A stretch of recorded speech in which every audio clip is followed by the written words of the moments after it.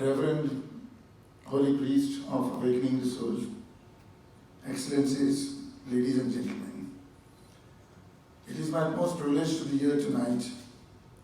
And I was thinking that, this is such a spiritual upliftment in the beginning of the decade and on the Friday evening and the end of the month. So, so many things combining together makes our day special today. Mr. Krishnan is our very dear friend, and when he told me about this unity in diversity and the concept and we discussed, he said, we all believe in unity and diversity. And the classic example in unity and diversity is our human body.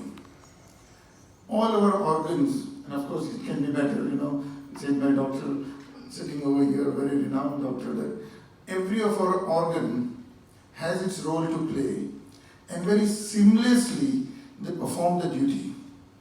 So we are so diverse in the human body, because to my understanding, one of the two basic source of knowledge is, one is human body and second is universe.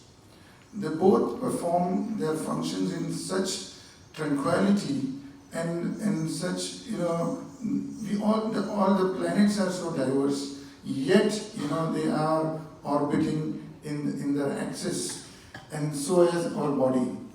So, we humans are diverse by nations, by culture, by religion, but one thing, in common in us is, we all are Bani Adam. So, we all are human beings. And once if we think that, being human is more important than human being, once this comes into our mind, then, we have a better place to live. I congratulate, Mr. Krishnan for such a fantastic performance. And I witnessed the last year on the 4th January, and I was just recalling, it looks like a matter of yesterday.